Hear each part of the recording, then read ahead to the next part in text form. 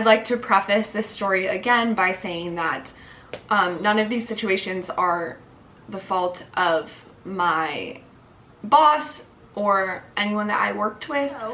As you know, Baskin-Robbins mainly employs, or at least my Baskin-Robbins primarily employed young women because, you know, it's a great first job for like high school girls. For some reason, a group of young underage girls really attracts the weirdos. I really wish it didn't, but unfortunately it does. My coworkers one time told me, I was working and they said, Katia, just to let you know, there has been a guy in a red Mercedes who has been sitting in his car outside of the store.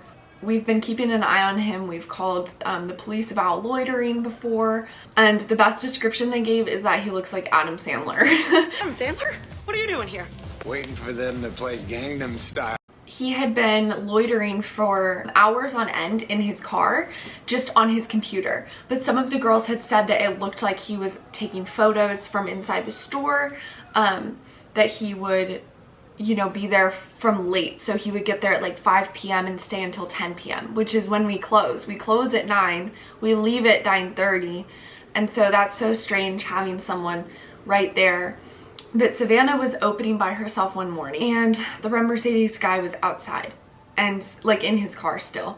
And so naturally she called the police. She felt uncomfortable. She was by herself. Mom, can you pick me up? I'm scared.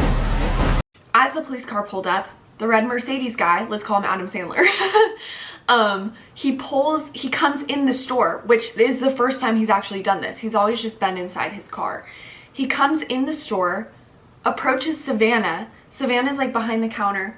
He's like up front and he was just screaming at her. He was like, "You have no reason to call the police on me. You should not be harassing me like this. I am just staying in my car. I'm not bothering anyone. You need to stop calling the police on me." Because obviously he realized that we had been calling the police on him before because he always saw the cop car coming. So Savannah, like this girl all alone in a store with this stalker coming in and actually talking and screaming at her, she felt like physically threatened. So she was just like behind the counter. The police came right in almost immediately after him. Because he, you know, is in a rage because he saw the police come in. He was, you know, yelling at the policeman saying, "I have rights. This isn't correct. Like this is an infringement. I should be allowed to be here." That officer, who we later found out was like newer, he hadn't heard of us calling before, he basically told Savannah, "Yeah, don't call us again." A few weeks go by and Savannah and her boyfriend were out and they saw a red Mercedes and they saw Adam Sandler. Her boyfriend goes over to the car and just calmly says, "Please stop harassing the girls at Baskin-Robbins." And the red Mercedes guy just like drives away. He doesn't really talk to him. He doesn't engage. Late that night, we get a call and I pick up the phone. He says, "You need to stop harassing me. I'm gonna file a restraining order." And I was just like, what? Like, aside from Savannah, no one had actually heard or talked to him. We just seen him loitering. And he was like, "I just, you know, one of the girls that works there, she just like threatened me and just approached me, and I do not deserve to be treated like this. If you were ever scared, you should have just come outside and talk to me like adults." As if we're gonna go outside and talk to someone, approach your car and talk to you if we think you're freaking stalking us. Like, who would do that? I don't even think a young dude would do that. I'm sorry if I said that you were dumb. Maybe I meant you're stupid. I don't know. Immediately after we call our boss, she tells us, "Hey guys, like, you know, you didn't have to stay on the phone." We call the police. Mainly just to like straighten out like the whole restraining order situation. That's what scared me the most. It was like, I don't want a criminal record. I obviously was ignorant to the fact that you can't just file a restraining order on an entire group of workers for something that their co-worker's boyfriend did off hours, you know? But my next Baskin-Robbins story, I feel like you guys think I'm capping. I swear these are all real stories. You can confirm with my coworkers if you don't believe me. I was working with one of my favorite coworkers. Shout out to Jaden. I miss you, girl. His family walks in. It was this dad who was on crutches, a grandpa, a mom, and a really small little 4-year-old boy. And so my first reaction with this family was they definitely seem very like redneck. But I'm rednecker than you, yes I am. The parents were ordering for their little boy, and he was like this tiny 4-year-old. You know, I have a 4-year-old brother. 4-year-olds are really little. Like, they're small human beings.